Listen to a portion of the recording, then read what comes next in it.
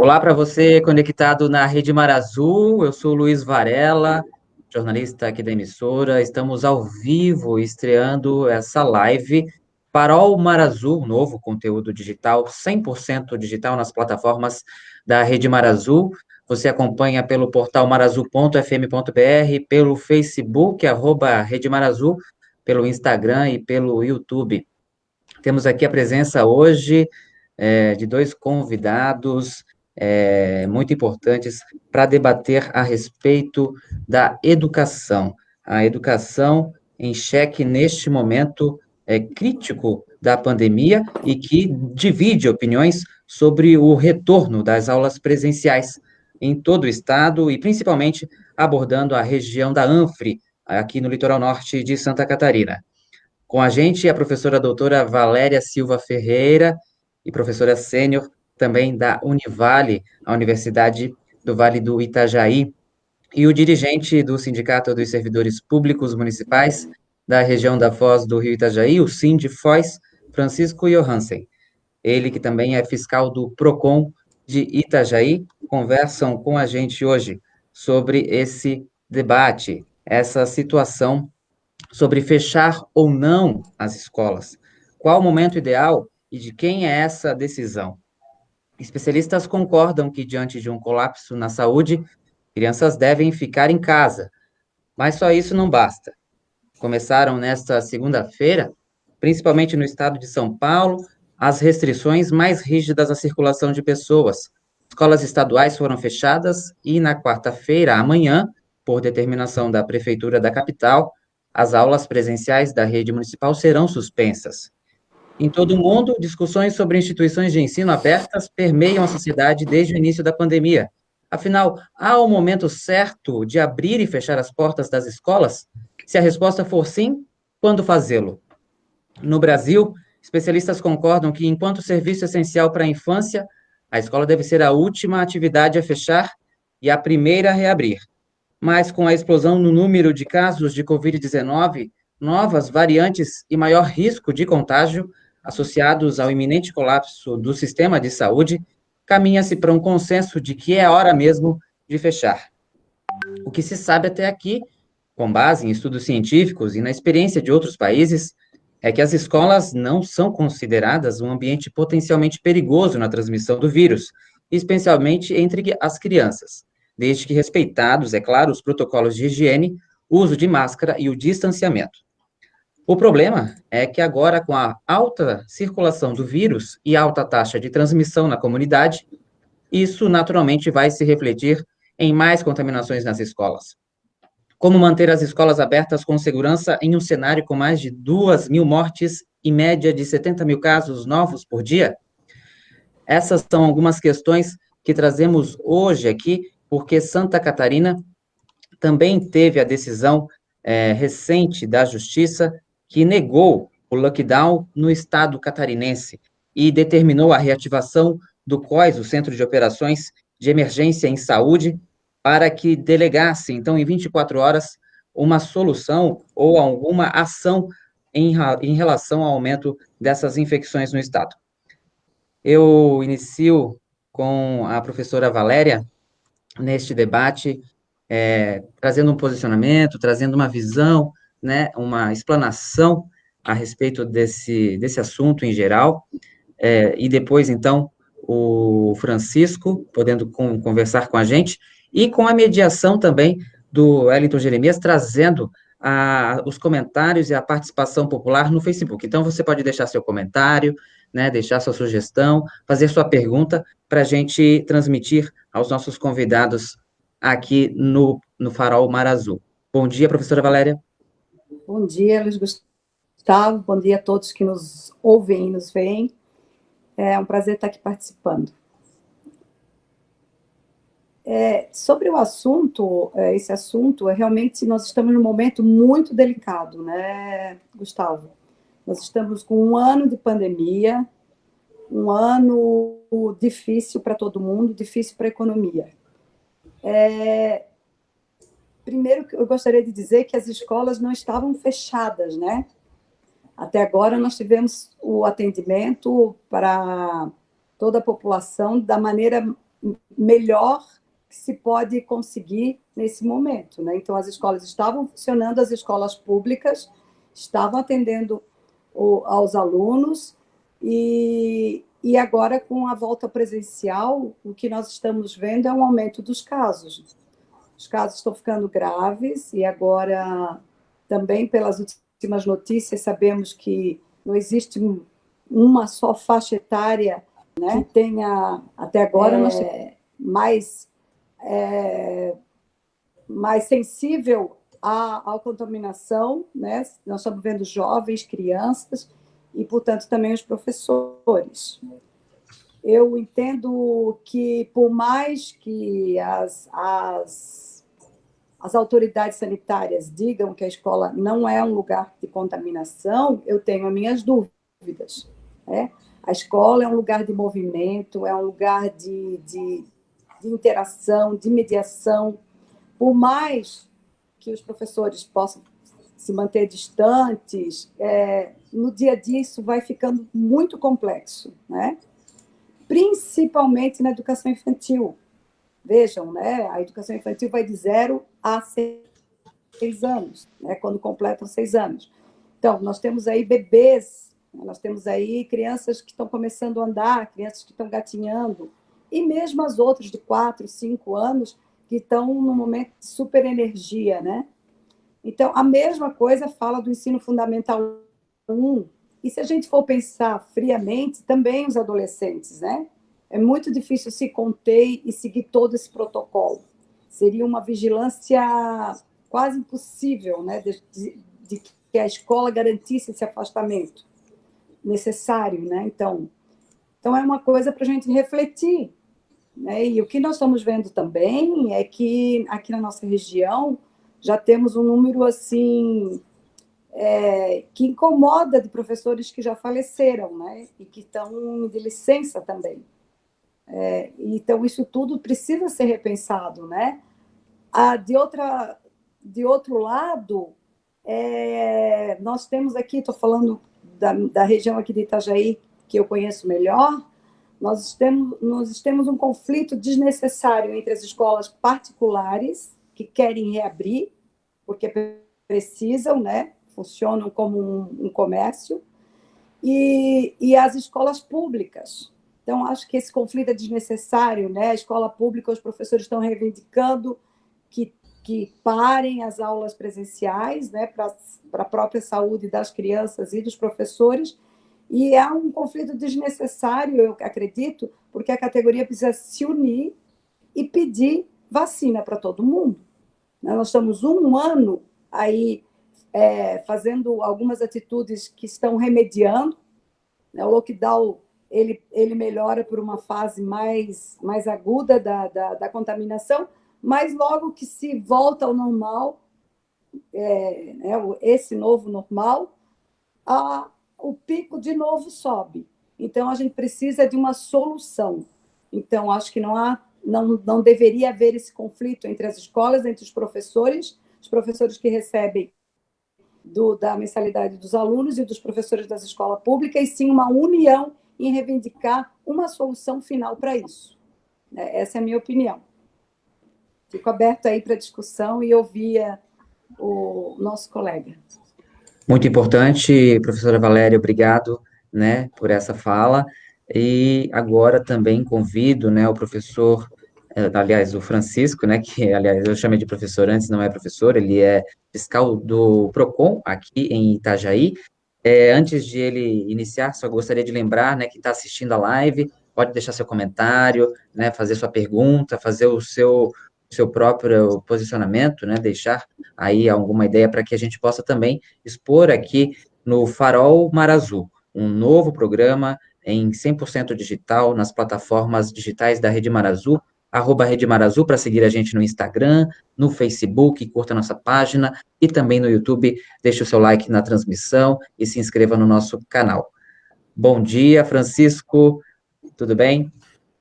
Muito bom dia, Luiz, bom dia a Valéria, os demais participantes aqui da nossa live. É importantíssimo a gente estar debatendo esse assunto, esse tema, né, porque nós estamos não tem como dizer que não é o pior momento deste um ano de pandemia, né, que nós estamos vivenciando aí praticamente algumas semanas, onde o Estado tem estado somente na bandeira vermelha, o número de contaminação tem aumentado, né, o número de ocupação de leitos de UTI já se esgotou, né, já estamos com 100%, com mais de 300 a 400 pessoas aí aguardando um leito de UTI. Então, assim, não tem como... É o pior cenário, é o pior momento que nós estamos vivenciando. E nesse pior momento, né, que deveria ter a gente deveria estar pensando em frear, né, o contágio, a contaminação, a disseminação do vírus, nós estamos dizendo que as escolas têm que estar abertas, né, que comércios e outros segmentos têm que estar abertos, e dizendo ainda que o pior, né, que a educação, o ambiente escolar hoje é um ambiente seguro, porque criaram uma ferramenta chamada Plancon, né, Plano de Contingência, que na verdade foi um instrumento criado apenas para chancelar a lei estadual que determina que a aula presencial é essencial. Porém, o que nós temos visto e vivenciado na prática é que a realidade é diferente. A realidade é diferente, quem conhece uma sala de aula sabe que a realidade é diferente. É muito fácil estar, né, numa Assembleia Legislativa de maneira virtual, ou o Judiciário, né, o Ministério Público, em home office, está decidindo situações de quem vai estar presencial ou não.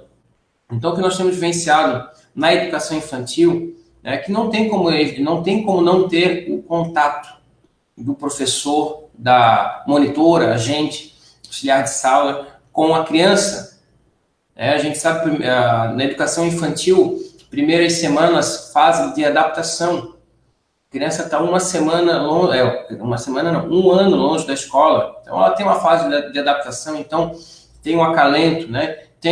Não tem como colocar uma criança dentro de uma bolha, dentro de uma sala de aula e dizer assim, tu vai ficar aqui seguro. Não tem como evitar. Cria-se os protocolos, logicamente, para tentar ser algo mais restritivo, só que não é impossível, né? E assim vai partindo para o ensino fundamental 1, ensino fundamental 2, e hoje nós temos que decidir, e aí o governo do estado está postergando essas decisões, que é frear o contágio.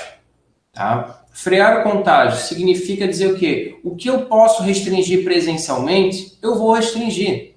A educação, de fato, o melhor dela é ser presencial, não tenha dúvida. Não tenha dúvida que o ensino presencial, ainda mais para quem está em fase de formação, como são as crianças, ele é o cenário ideal. Só que o cenário ideal hoje, estamos no cenário ideal hoje? Não estamos. Estamos aí com professores, com servidores, com alunos se contaminando nas escolas. E aí a pessoa se afasta. Aí a pessoa fica fora da sala. Ela fica longe, o professor se afasta por 7, 14 dias. E aquela turma fica com quem? Ela não vai ter, nem em casa, nem remotamente, esse professor vai estar substituindo essas aulas, porque ele vai estar com a sua saúde debilitada, se recuperando.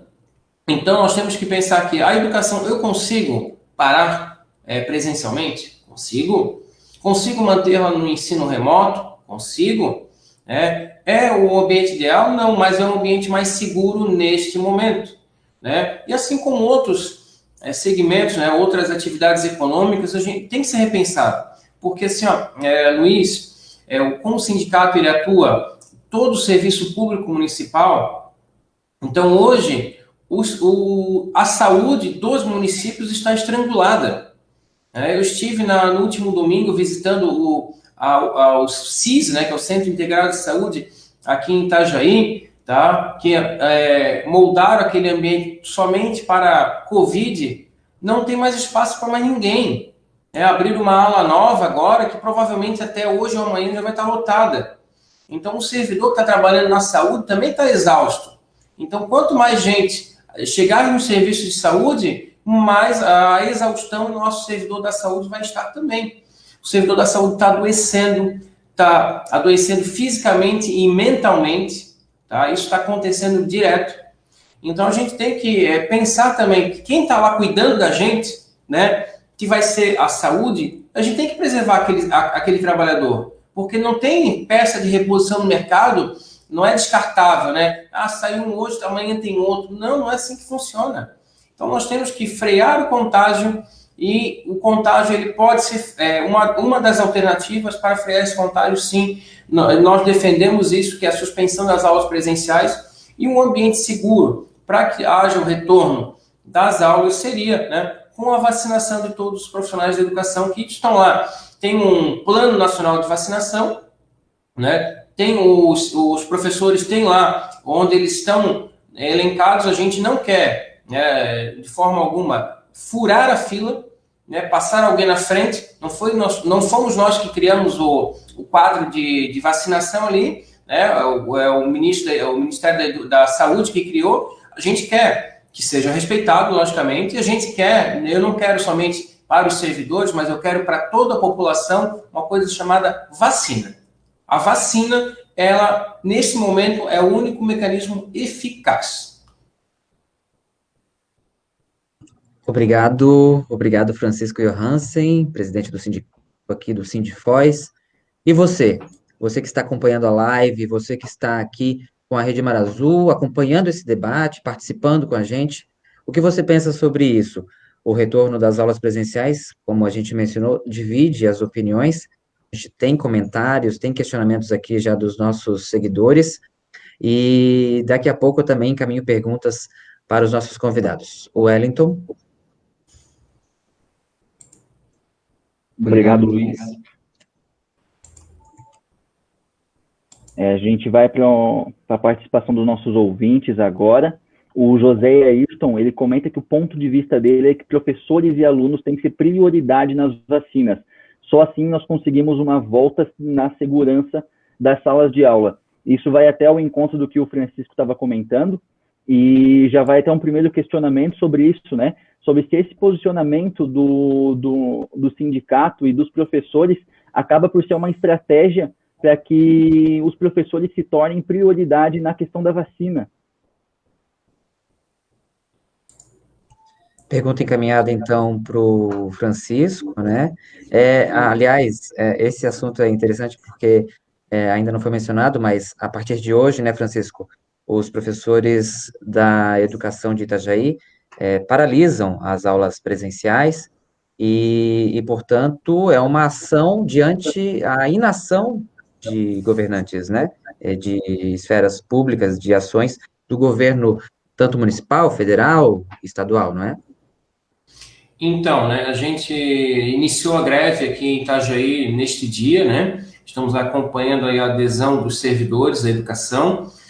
Ontem nós tivemos ainda uma reunião com o prefeito de Itajaí, que pediu para aguardarmos até sexta-feira, que é quando o governo do estado deve se manifestar.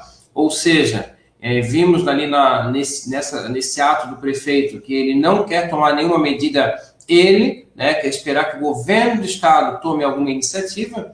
Mas na questão ali da vacinação, né, eu volto a frisar que a gente tem que respeitar o protocolo, né, até porque o protocolo, primeiro, ele coloca que as crianças até 18, as vacinas que foram aprovadas, né, menores de 18 anos não vão tomar, né, então vão tomar somente a pessoas acima de 18 anos por conta de testes ali que ainda não foram realizados. Os professores, né, servidores da educação, eles estão num grupo ali, né, eu não sei qual a classificação, mas eles têm uma certa prioridade.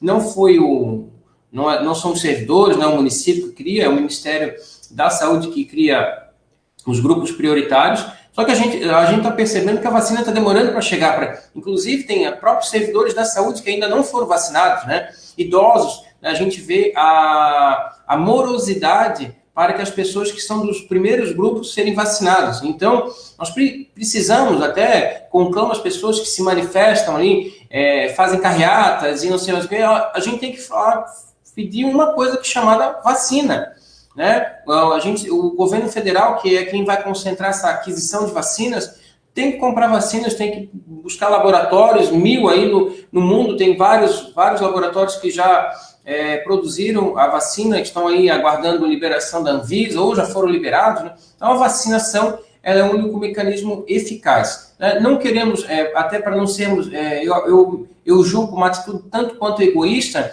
pedir para passar alguém na frente.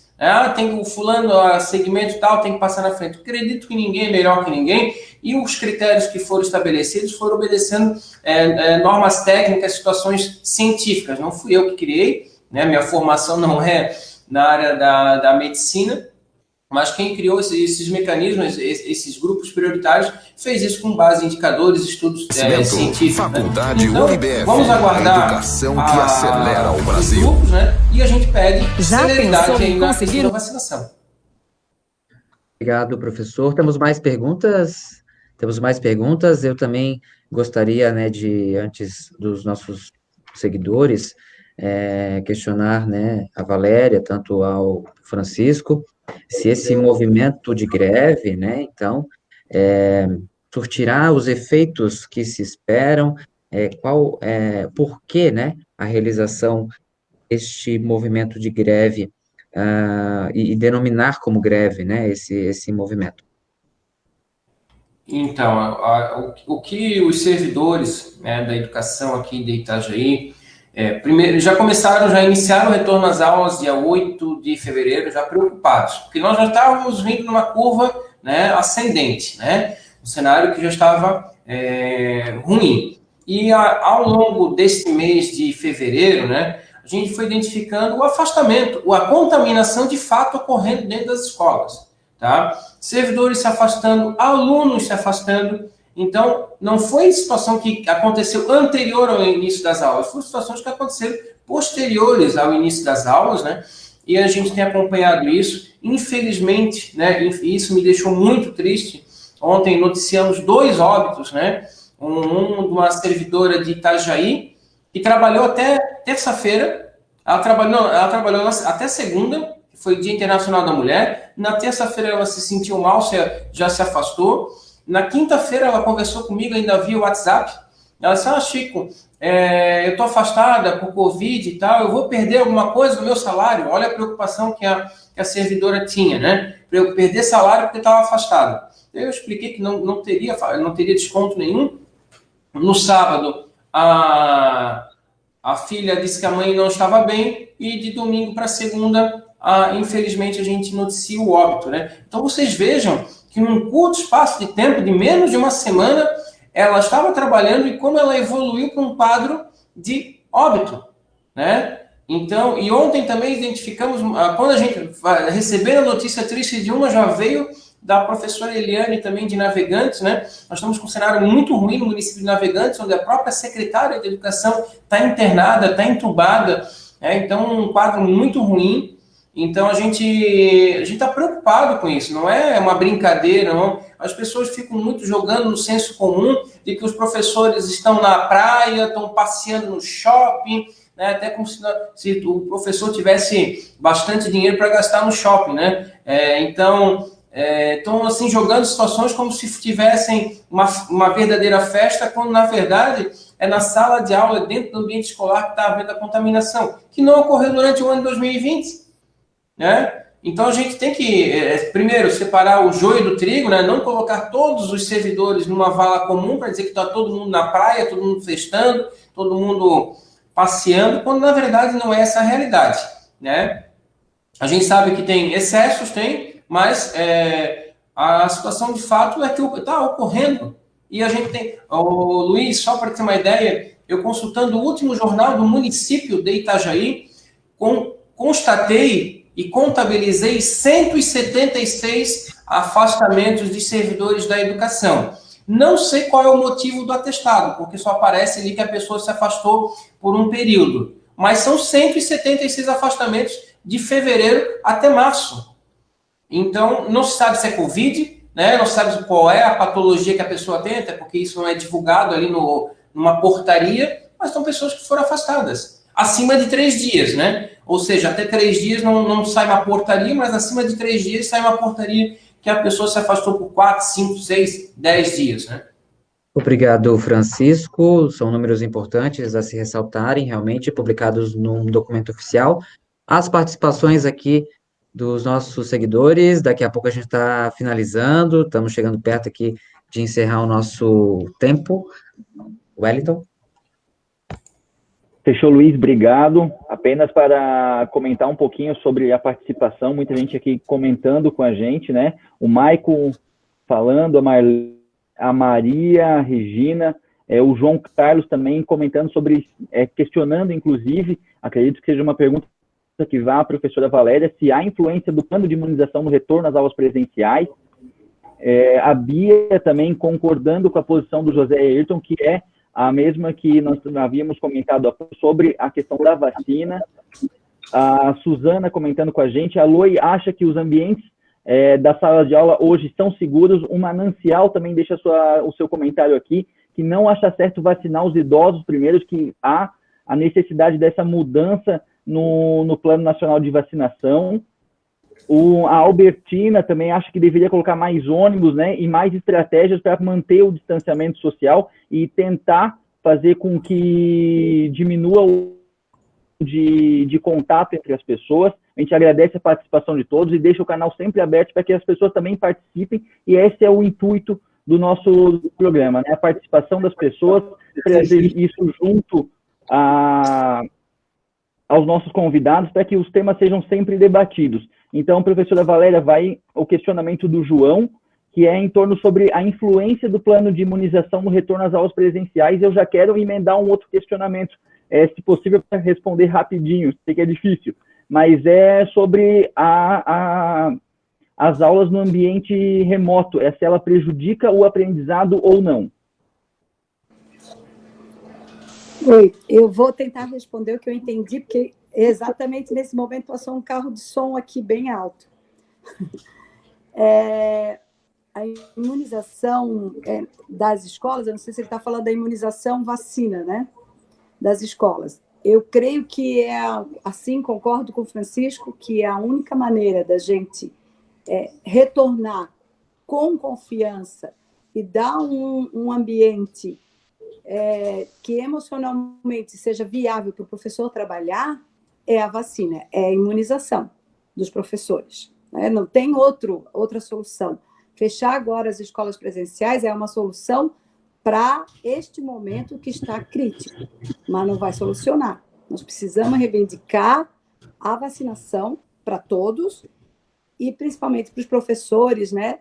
E para todos os funcionários também da saúde pública, que também sofrem com esse descaso. Né? Eu considero um descaso do governo federal, por conta que nós já estamos um ano, né? O processo de liberação das vacinas aconteceu no mundo já em alguns lugares em dezembro, e nós não temos um plano de ação eficaz, né? Nem os idosos ainda estão vacinados. Então, nós precisamos fazer uma cobrança séria para que a gente possa retornar para as escolas de uma maneira eficiente, né? Que não tenha mais contaminação. Vou comentar aqui sobre a greve aqui de Itajaí, eu considero legítima, os profissionais estão adoecendo sim, mesmo aqueles que não estejam com Covid, todos que a gente conversa e fala e acompanha, eles estão preocupados, estão emocionalmente abalados. Não, essa nova realidade é uma realidade muito complicada. Nem o ensino presencial atual garante esse aprendizado. Né? Então, agora, o que nós temos de ferramenta, a educação remota, vai dar um pouco mais de tranquilidade a esse professor, embora ele trabalhe o dobro, né, na situação remota, se não o triplo, ainda para esse momento é mais eficaz para a criança, para a aprendizagem, do que uma doença, tanto para as crianças quanto para os professores. Então, assim como o Francisco falou, né? Lógico, o ideal é presencial sim para as crianças, esse é o ideal, mas neste momento de gravidade, o ensino remoto é uma opção sim, e há aprendizado sim. Né? Há aprendizado sim, talvez não seja da mesma maneira, mas nem nesse momento tão delicado, presencialmente também não está normal essa aprendizagem. Né? Uma criança que não pode tocar no seu professor, que não pode interagir com seus colegas, que não podem ir no parque, que não podem ir para o recreio, né? Que não podem tomar água no bebedouro, que não podem brincar juntos, isso também não é uma aprendizagem normal, né? Então, a gente está numa situação realmente singular e, na minha opinião, a educação remota agora, né? Esse ensino remoto agora, para esse momento grave, é a solução.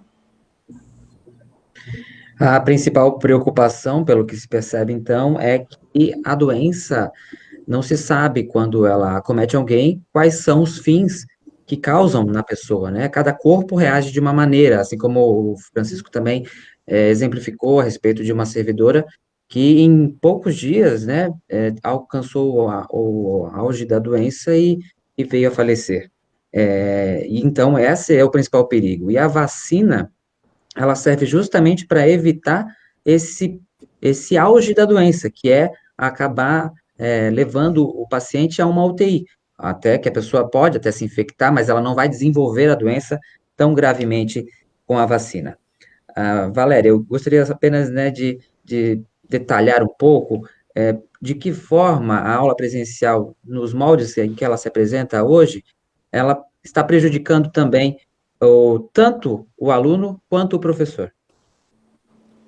Então, Gustavo, a educação, principalmente no ensino fundamental e na educação infantil, mas também até no ensino fundamental 2 e no ensino médio, além de todos os conteúdos disciplinares, ela é interação, ela é troca de afetividade, ela é você ensinar os valores, né, humanitários. E agora, dessa forma, né, então, eu passei esse dia numa escola e vi uma professora toda com uma roupa dessas, parecendo uma pessoa de UTI, né?